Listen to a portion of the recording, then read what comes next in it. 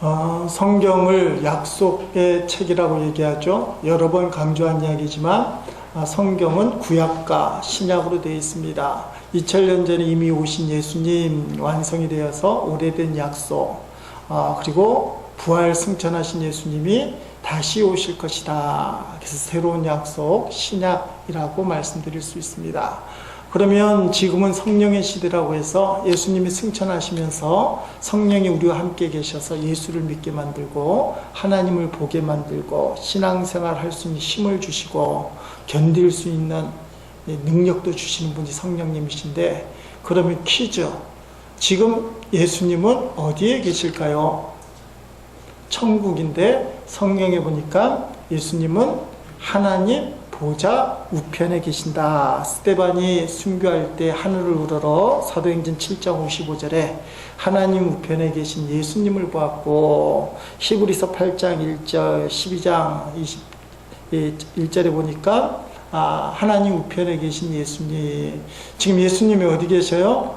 하나님 우편에 계십니다. 그 예수님이 다시 오시는 것이 신약의 약속이에요. 자, 그래서 지금 우리가 살아가는 시대는 신약의 시대인데 예수님이 다시 오실 것을 믿는 시대입니다. 그런데 혹시 교회를 다니지만 천국에 대한 확신이 없는 사람은 예수님이 어디 계신다고 생각할까요? 뭐 내 마음속에 뭐 우리 생활 가운데 함께 하신다, 이렇게 얼버무리죠. 목사님들도 설교할 때 또 그렇게도 설교하지만, 자, 구약과 신약을 놓고 얘기할 때 예수님은 다시 내려오셔야 되니까 반드시 어디 계셔야 돼요? 천국이 있어야 돼요. 예수님이 천국에 계신다면, 천국이 없다고 생각하는 사람은 예수님이 다시 오실 거라고 믿어요? 안 믿어요? 예수님 어디 계신데? 내 마음속에 이미 오셨는데 신약을 안 믿는 사람이에요. 여러분, 신앙생활 예수 믿는다고 얘기하잖아요. 교회 다녀서 성경을 사랑한다 얘기하잖아요. 그 사람이 천국의 실제를 안 믿어요. 자기는 교회를 열심히 다니고 말씀을 믿는다고 얘기하지만 자기도 모르게 나오는 고백이, 나는 천국을 안 믿습니다. 천국이 실제 할까요? 어떤 분은 목사님 중에서도 천국 이야기만 하면 화를 내시는 분이 간혹가다 있어요. 꼭 김 목사는 죽은 다음에 가는 그 천국 이야기, 꼭 죽고 난 다음에, 아니면 예수님 다시 오실 때 심판하잖아요. 심판. 그 기분 나쁜 죽음이나 심판과 관련된 천국 이야기 한다고, 그 천국 이야기하면 화를 내는 목사님이 계셔요. 이해가 안 돼요. 예수님 다시 오신다거나 우리가 죽고 난 다음에 천국 가면 우리는 우리의 믿음을 보상받는다는 표현이 좀 그렇긴 하지만 예수님이 진짜 계셔서 우리를 품어주신 거예요. 사랑하는 내 아들아, 내 딸아. 예수님이 이 땅에 다시 오실 때도 심판날이지만 우리는 천국에 들어가는데 왜 그게 기분이 나쁜지 모르겠어요.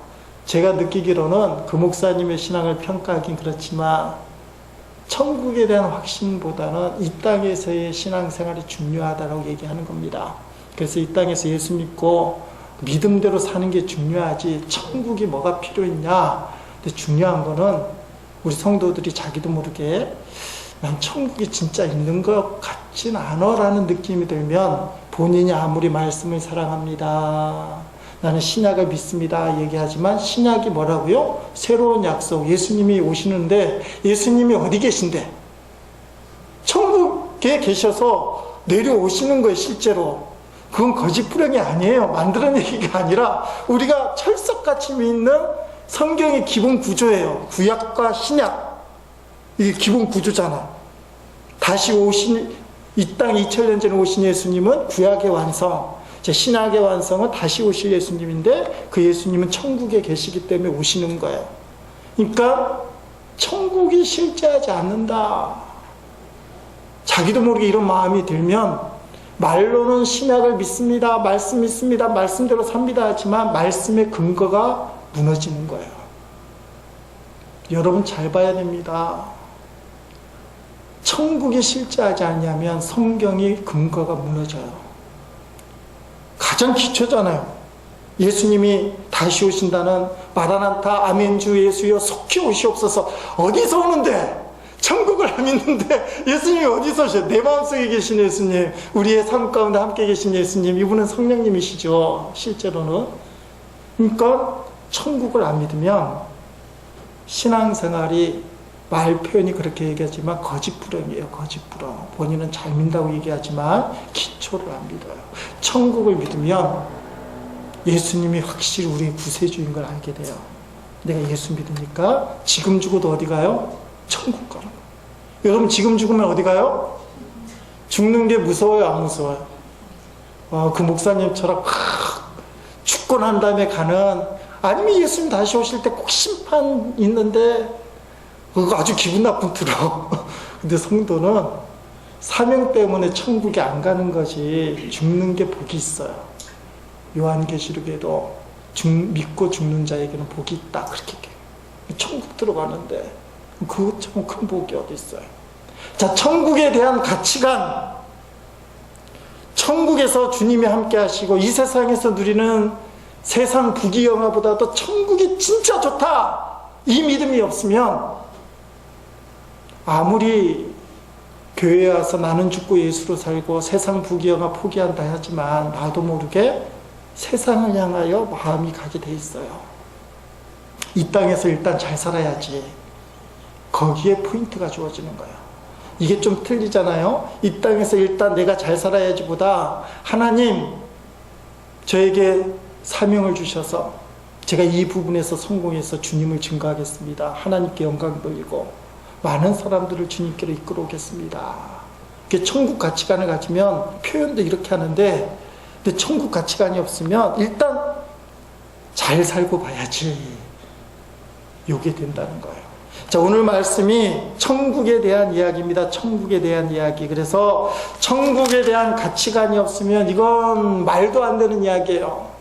이른 아침이라고 얘기하는 것은 오전 6시인데 하루 종일 팔레스타인 그 사막 지역에서 때약빛에 하루 종일 고생한, 땀을 뻘뻘 흘리면서 12시간, 점심시간 제외도 11시간을 고생한 사람과 1시간 일한 사람의 품삯이 같다.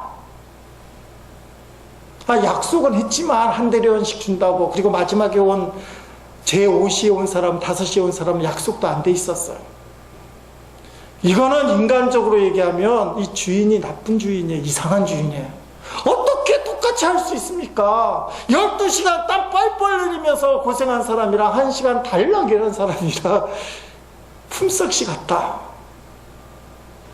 이해가 안 돼요. 세상의 가치관으로 오늘 본문을 아무리 들여다봐도 이건 말이 안 돼요. 물론 설교드리면 그러겠지 뭐, 에이 그러겠지만 하는데 자기로 모르게 뭐가 나오냐, 에이 나와요.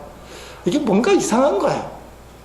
12시간 일한 사람이랑 1시간 일한 사람이 아무리 생각해도 똑같은 품품을 준다.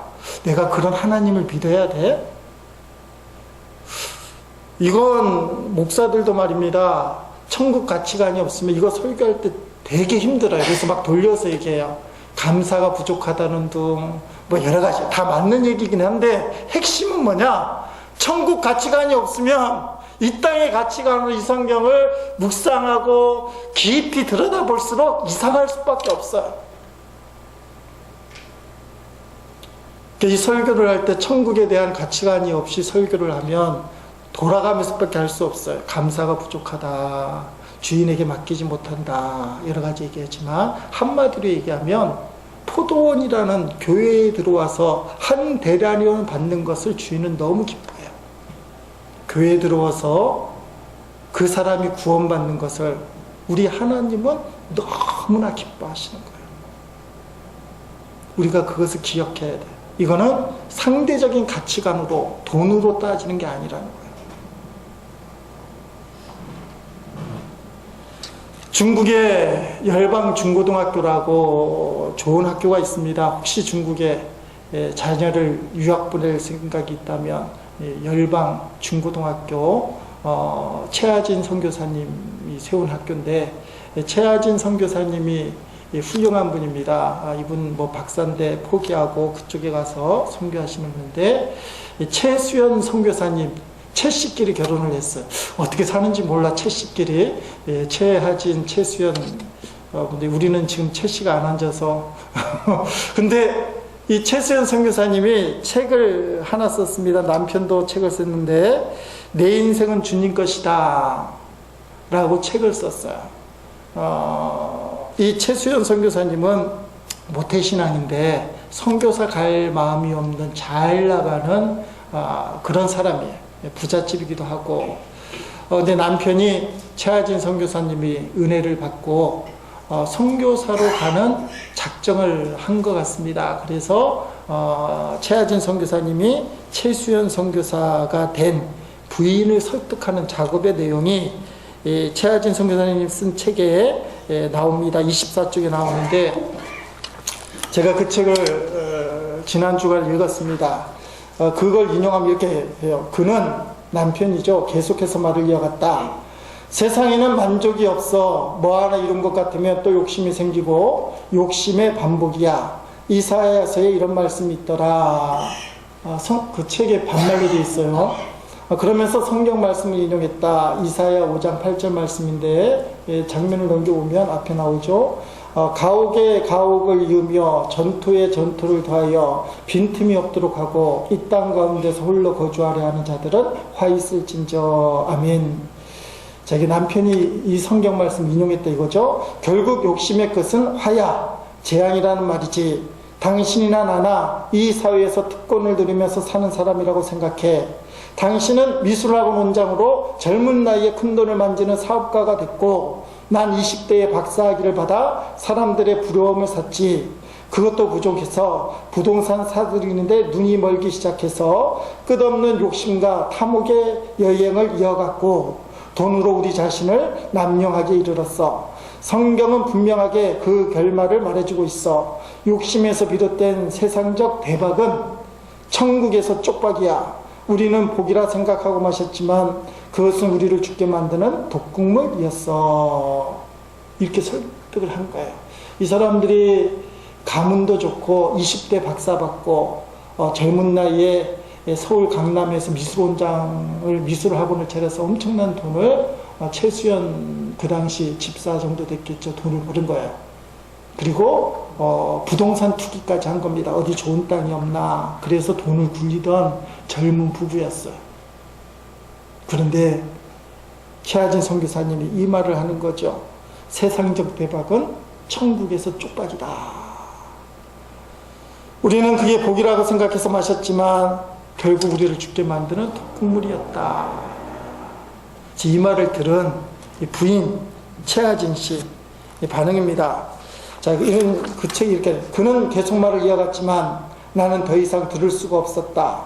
이제껏 내 삶 자체를 더 즐기고 더 벌기 위해 끝없이 허덕이던 내 자신이 보이기 시작했기 때문이다. 나는 여전히 그곳에 머물러 있었지만 남편은 거기서 서서히 빠져나오고 있었다. 남편은 롯처럼 소돔과 고모라를 떠나고 있는데 나는 여전히 뒤를 돌아보는 롯의 아내로 머물고 있었다. 최하진 선교사님은 소돔과 고모라를 떠난 롯같이 되어 있는데, 이 최수연 선교사님은 롯의 아내처럼 자꾸 세상을 돌아보는 거라서 아직까지 넘어오지 않은 단계.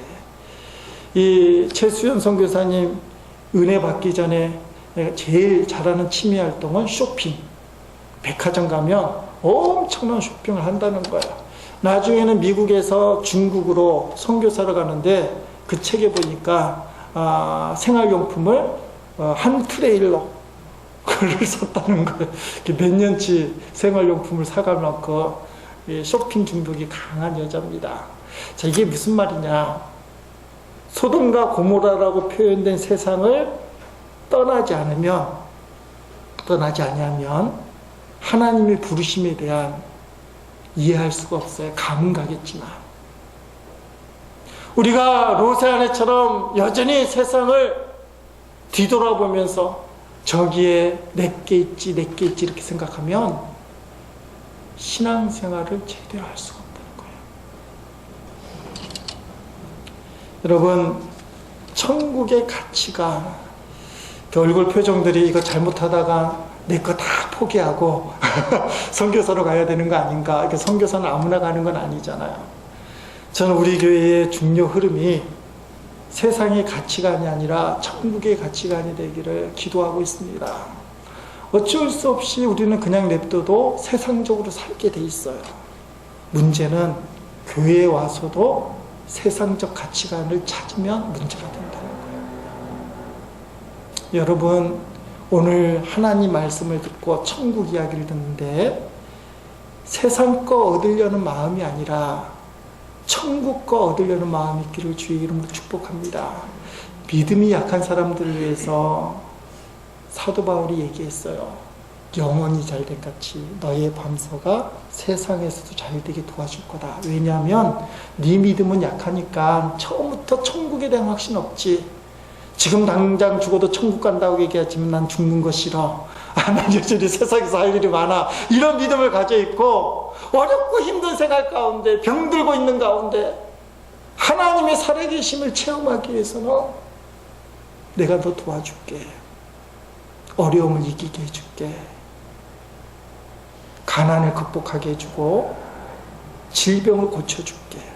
그러나 중요한 것은 하나님의 나라와 의를 구하려는 마음. 왜 교회가 무너지는 줄 아십니까? 왜 성도들이 무너지는 줄 아십니까? 세상 가치관이 천국 가치관보다 커지면 교회가 무너져요.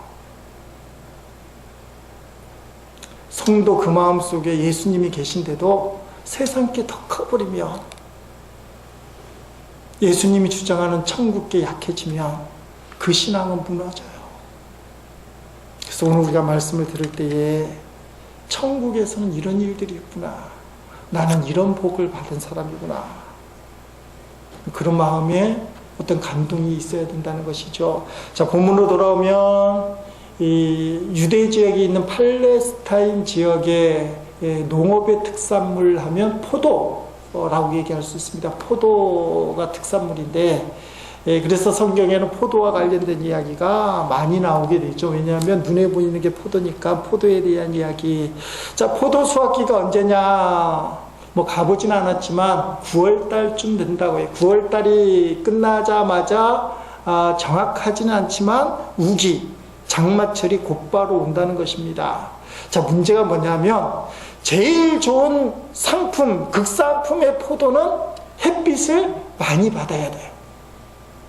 그래서 포도주, 요새 교인들도 포도주 마시는 분이 계시긴 한데 성찬식 때 말고 마시는 건 좀 그렇긴 하지만 포도주, 좋은 포도주의 특징이 뭡니까? 햇빛이 많이 비치는 지역, 뭐 아무개 지역 유명한 포도주 뭐 생산지, 그러면 햇빛이 많이 비치는 지역, 그것도 연도마다 틀린대요. 뭐 1921년도의 포도주는 좋은 거고 22년도 포도주는 나쁜 거다. 왜 나쁜 거냐 하면 21년도에는 햇빛이 많이 비쳤고 22년도에는 햇빛이 적었어요.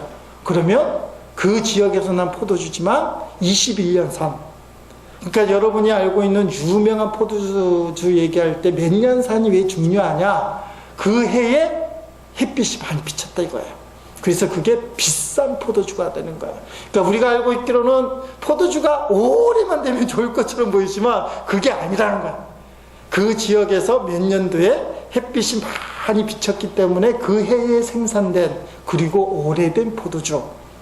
그러면 이게 명품이 된다는 거예요. 자, 팔레스타인에서 어떻게 보면 좀 스릴이 있는 게 뭐냐면 햇빛이 많이 받아야 좋은 포도가 되니까 햇빛을 많이 받치는데 생각 없이 어느 순간에 뭐가 와요? 비가 내린다는 거예요. 이게 참 옆에서 보면 묘미인데 당하는 농부는 쏙이 타는 거예요. 방금까지 햇빛이 잘 비칠 것 같아서 오늘까지 포도를 그냥 놔뒀는데 내일 비가 오면 그 포도 농사는 망치게 되는 거예요. 비 맞은 포도는 별로 상품 가치가 없거든요. 이게 묘미가 있는 거야. 우리는 옆에서 묘미라고 얘기하지만 농사꾼은 이제 마음이 완전히 이제 가는 거죠. 언제 포도를 거둬야 될까? 좀 욕심부리다가 망칠 수도 있고. 그래서 감이 갔을 때 충분히 기다렸다가 포도를 수확할 때는 어떻게 할까요? 기다릴 만큼 기다렸다가 순식간에 따야 돼. 순식간에. 그렇잖아요. 그러니까 한 3일쯤 있다가 비가 올 거라고 얘기하면 참아야 되죠. 바로 전날까지. 그리고 전날에 포도를 확 따야 제일 좋은 포도를 따고 돈도 많이 번다 이거예요. 수입이 많이 생긴다는 거예요. 자, 그러니까 포도 농사를 지면서 포도 수확을 한다고 했을 때의 농부의 마음은 어떤 마음이냐? 애타는 마음이에요. 애타는 마음. 오늘 본문에도 보니까 이 포도원 주인이 몇 번 나가느냐? 5번을 나갔다가 5번. 하루에 5번을 나가서 품꾼을 데리고 와요. 뭐 하려고? 수확하려고. 왜냐하면 수확이 급하니까. 이게 잘못하다 비 내리면 포도 농사 망치는 거니까 한 명이라도 더 데리고 와서 포도원에서 일시키는 것이 바로 포도원 주인의 마음이에요. 자, 천국 비유라고 얘기를 해드리니까 포도원은 교회라고 얘기할 수 있고 포도원 주인은 누구겠어요? 하나님 아버지. 하나님 아버지의 마음이 포도원 주인의 마음과 같다는 겁니다. 어떤 마음요? 빨리 수확을 해야 되겠어요. 늦기 전에. 자, 그러면 질문.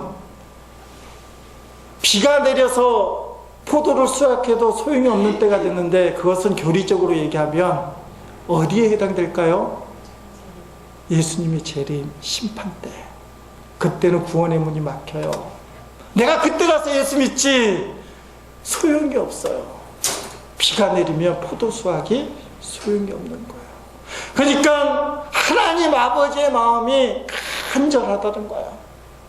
심판이 오기 전에, 비가 내리기 전에 이 포도원에 있는 포도를 거둬야 되는데 거둘 사람이 없구나. 가서 품꾼을 데려와야 된다. 그래서 하루에 5차례에 걸쳐서 가서 품꾼을 데려오는 거예요. 오늘 마태복음에 기록된 시간 사용법이 있는데 거기 보니까 뭐 제3시, 제6시, 제9시, 제11시 이렇게 돼 있죠. 요 복음에서의 시간법은, 이 비유에서 시간법은 이른 아침 오전 6시부터 오후 6시까지를 12시간으로 나눕니다. 그래서 오전 6시부터 0시, 오전 7시 1시, 그러면 제1시, 제3시는 오전 9시, 제6시는 정오 12시, 그렇게 되겠죠? 제9시는 오후 3시, 제11시는 오후 5시, 마지막은 일 끝나는 시간은 오후 6시.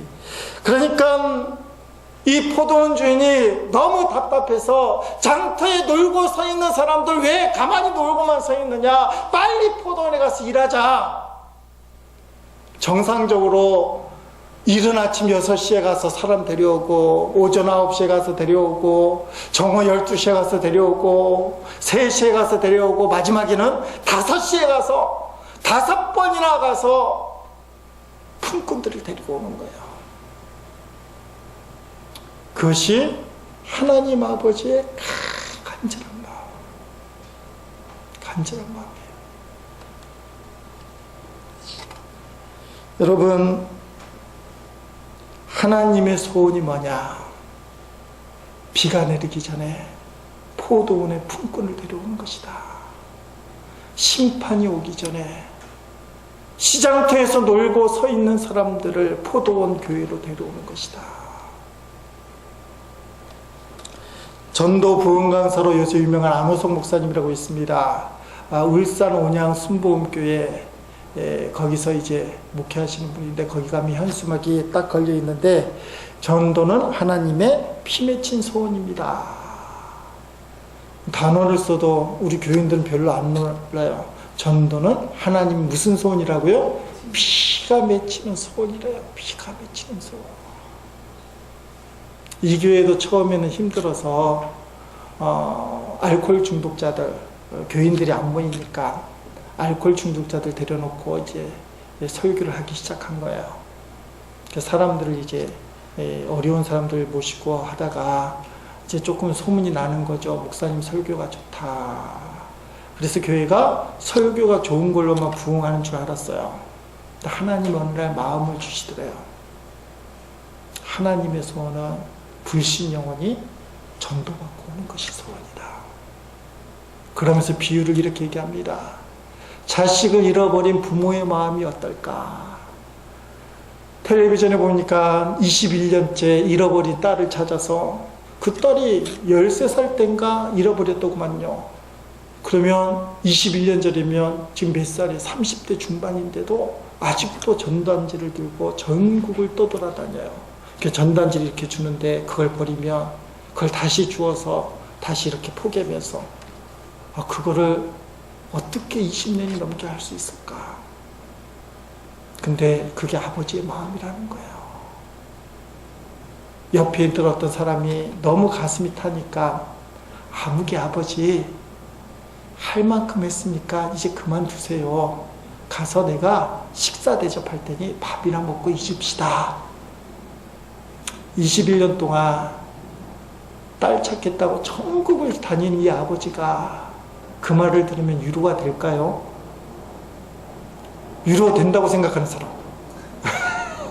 화가 날 거예요. 안 잃어버리니까 그 마음을 모르지. 21년을 포기하지 않고 딸을 찾아다니는데 그냥 우리 생각에는 이제 그만할 만큼 됐으니 이제 포기하고 제가 식사 대접이나 할 테니까 잊고 삽시다. 우리 생각에는 되는데 아무리 생각해도 잃어버린 딸의 아버지는 안 되는 거야. 이 사람은 도대체 무슨 말을 하는 거야? 지금도 내 딸이 나를 찾고 있을 텐데. 마음은 고맙지만 난 포기할 수 없어. 그분은 아마 계속 달릴 거예요. 딸 찾을 때까지. 하나님 아버지의 불타는 소원이 그 소원이라는 거예요. 자녀를 잃은 부모의 마음. 사랑하는 성도 여러분, 하나님 아버지의 피 맺힌 소원이 오늘 본문에 나와 있어요. 아니 주인이 뭐가 아쉽다고 5번이나 시장 장터에 가서 놀고 있는 사람들을 데려옵니까? 직접 가서 데려와. 직접 말을 건네고. 그게 하나님의 불타는 소원이라는 거예요. 자식을 잃어버린 아비의 심정으로. 오늘 본문을 통해서 우리가 살펴봐야 될 게 있는데 평가가 없다는 거예요. 평가. 자, 세상 가치관은 평가대라는 거예요. 평가. 열심히 일하면 돈 많이 받고 성과가 크면 또 그 보상도 많이 받고. 근데 오늘 본문에 보니까 주인이 한 번도 너 몇 시간 일했느냐? 너 얼마나 일을 잘했느냐? 안 했다는 거예요. 이게 천국의 가치관이에요. 제가 처음에 교회에서도 세상 가치관이 있다는 말을 했는데 그럴 수밖에 없어요. 우리가 천국을 사모하지만 교회가 운영되고 교회가 이제 사람들이 모여서 어떤 결정을 할 때는 세상 가치관이 많이 들어와 있어요. 근데 중요한 게 있다고 그랬죠. 세상 가치관이 천국 가치관보다 커서도 안 되고 가장 중요한 목적이 세상 게 되면 안 돼요. 세상 건 뭐예요? 평가입니다. 천국의 가치관은 뭐예요? 따라합시다. 사랑이다. 그냥 품는 거예요. 교회는 사랑이고 품는 게 일단은 돼야 돼요. 그게 된 다음에 평가가 따라오는 거지.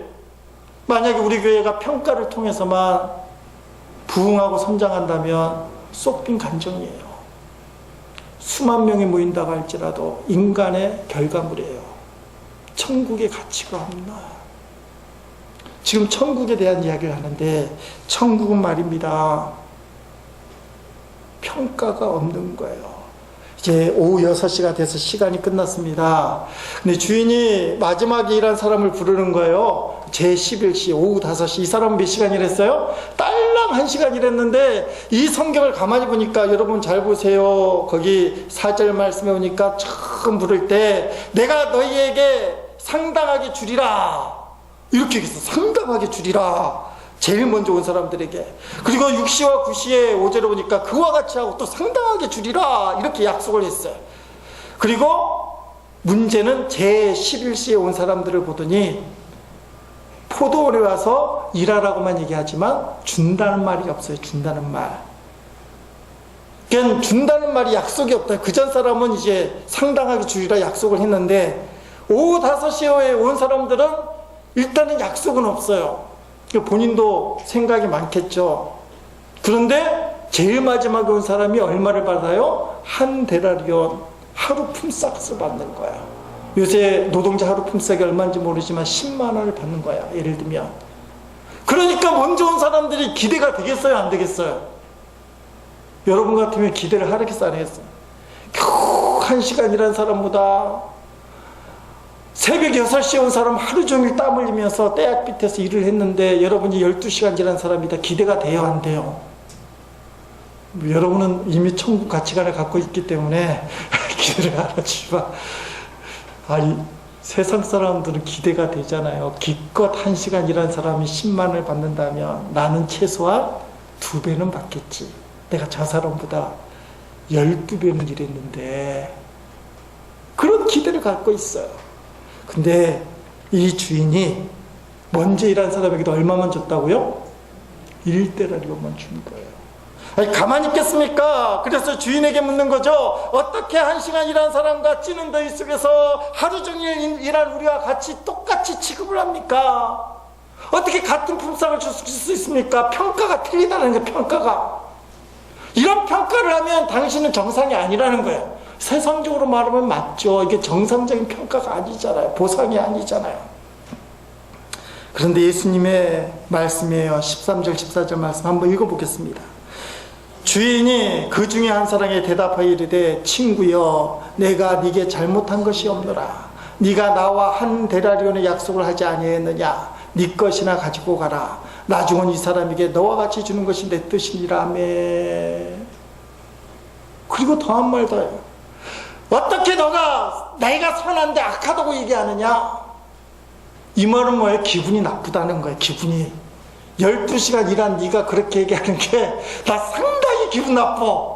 아니, 하나님이 완전히 거꾸로 얘기하는 거예요. 기분이 나쁜 거는 품꾼이 기분 나쁘지. 10시간 일했는데 1시간 일한 사람하고 돈을 같이 주니까 볼멘 소리로 어떻게 똑같이 취급할 수 있습니까? 했더니 네가 그렇게 말하는 게 기분 나빠. 네 거나 가지고 가. 오후 5시에 온 사람 한 데나리온 주는 것은 내 뜻이야. 야단을 쳐도 좀 위로해 줘야 될 거 아니야. 설명도 해줘야 될 거 아니야. 얘야, 친구야, 이건 이렇고 그건 그렇고 설명해 주면서 설득을 해야 되는데 설득 자체가 없어요. 여러분, 영혼 구원에 있어서 천국에 들어가는 것에 있어서의 하나님의 계산법, 예수님의 계산법은 완전히 우리의 상식을 깨트려요. 지난 주일날 나눴던 99마리의 정상적인 양들, 그걸 산이나 들에 그대로 방치한 채로 두고 잃어버린 한 양을 찾기 위해서 목자가 찾아다닌다는 거야. 거의 생명을 걸고. 아니, 떨어져 나간 양이, 잃어버린 양이 어떤 양입니까? 잘난 척하는 나대는, 요새 애들 말로 하면 나대다가 그래서 길을 잃어버렸다거나 정신적으로나 육체적으로 뭔가 모자라서 쫓아오지 못하는 좀 덜 떨어진 부족한 양이라는 거예요. 목자가 그 양 한 마리를 찾아와서는 목에 걸고 기쁨으로 돌아온다. 근데 예수님이 그렇게 하신다는 것입니다. 여러분, 이것이 천국의 가치관이에요. 한 영혼이 주님께 돌아오는 것을 기뻐하신다. 좀 더 우리가 심화적으로 보면 누가복음 15장에 탕자의 비유가 나옵니다. 탕자가 아닌 맏아들 이야기가 또 나와요. 맏아들은 집을 나가지 않았습니다.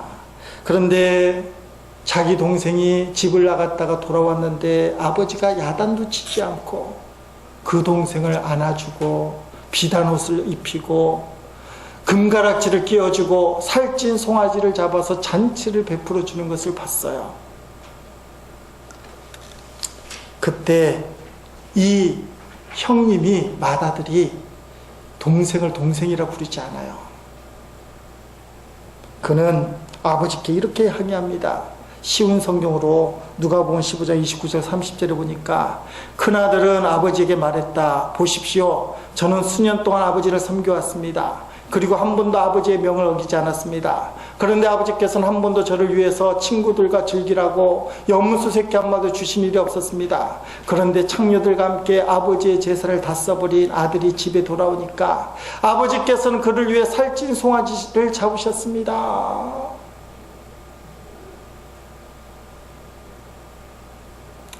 둘째 동생이 돌아온 건 이해한다는 이거예요. 그럼 어떻게 해야 되느냐?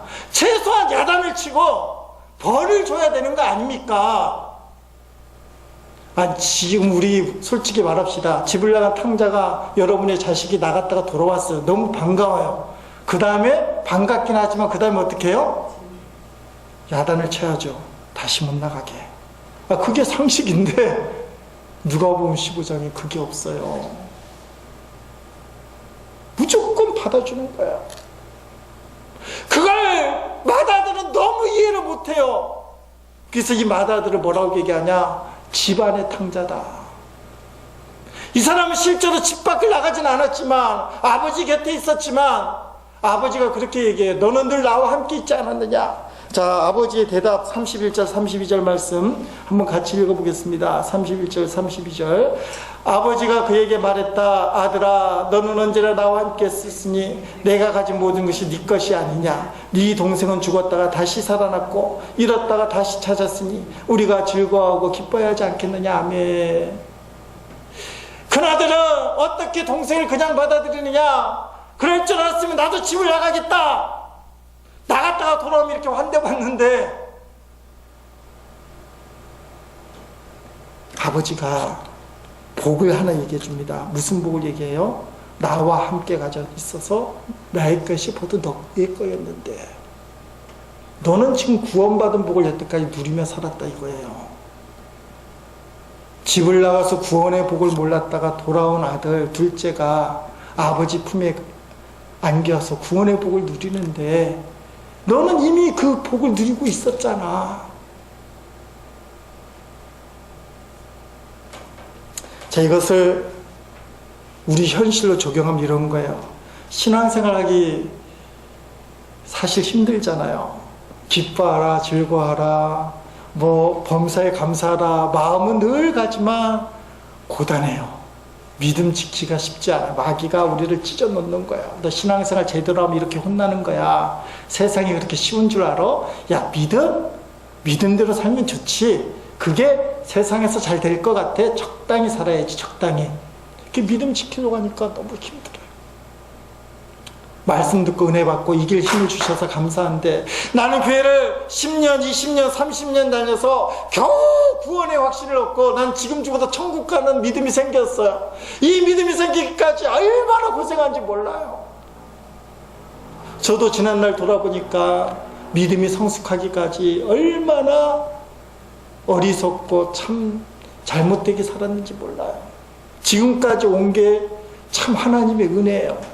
그 수많은 세월과 어려움을 겪다 보니까 이 정도 이제 믿음이 됐구나. 나름대로 그런 생각을 해요.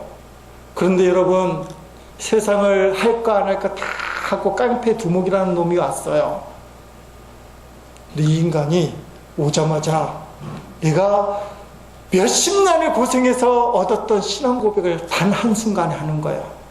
할짓 안 할짓 나 그놈이 한 거 다 아는데 교회 나오자마자 갑자기 천사 얼굴을 싹 펴놨더니 나는 지금 죽어도 천국 갑니다. 이러는 거예요. 배가 아파요, 안 아파요? 우리 교인들은 천국 가치관이 너무 분명해요. 다 할렐루야하고 박수 쳐줄 사람들이에요. 배가 아프죠. 어떤 분은 모태신앙인데 방황하다가 겨우 요새 와서야 진짜 이제 예수님을 영접하고 정말 교회 생활 수십 년 끝에 구원의 확신을 얻어서 내가 지금 죽어도 천국 갔다고 이렇게 믿는데 저 곰같이 생긴 놈은 와서 교회 오자마자 난 예수를 믿고 천국 확신을 갖는다고 하니 하나님 은혜는 대단하지만 좀 그렇긴 하잖아요. 나도 좀 세상락 좀 즐겨볼걸. 마음대로 살다가 막 할 거 다 할까 하다가 막판에 저렇게 하면 좋을 텐데 이런 생각이 날 수도 있잖아요. 우리 교인들은 절대로 없겠지만 성경에 그 말씀이 있어요. 우리가 잘 아는 말씀입니다. 평생 나쁜 짓만 했던 사형수 이야기예요. 강도짓을 했대요. 사형 집행이 십자가 집행이었답니다. 근데 이 사형수가 예수님 전세례 무릎편에 달렸다는 거예요. 이 사람은 자기 죄를 알아요. 죽을 죄를 진다는 거. 예수님이 달리실 때 예수님 앞에 이렇게 이야기합니다. 예수님, 주님의 나라에 들어갈 때 나를 기억하소서. 예수 믿겠단 말도 한 거 아니에요. 그때 예수님의 성경 표현이 참 기가 막힌데 진실되게 말씀하셨어요. 예수님이 진실되게 뭐라고 얘기했느냐? 오늘 네가 나와 함께 낙원에 있으리라. 그렇게 얘기하는 거예요. 여러분, 이게 구원의 역사예요. 구원의 감격 하나는 세상의 상대적인 평가를 다 극복한다는 거예요. 당신이 구원받았다는 그 감격 하나가 있다면 세상에서의 보상 심리는 다 극복된다는 거예요. 그 구원의 감격 하나만 있다면 어느 누구든지 구원받는 것을 함께 기뻐할 수 있어야 된다는 거예요. 이게 천국의 가치관이다. 당신이 예수 믿고 구원을 받아서 천국에 들어갔다는 확신이 하나가 있다면 그것이 너무나 기쁘기 때문에 어떤 식으로든지 교회에 와서 구원을 받는 그 사람에 대하여 기쁨이 생긴다는 거예요. 감사가 생긴다는 거예요.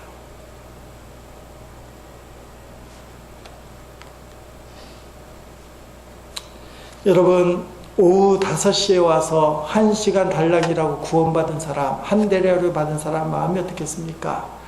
왜 이 사람이 선택을 받지 못했느냐 우리가 좀 고민을 해보면 뭐 약속이 있어서 늦게 올 수도 있고 전체적으로는 아마 몸이 불편하든지 뭔가 부족한 것 때문에 데려다가 쓰기에 합당치 않으니까 이렇게 해서 밀려진 사람일 수 있어요.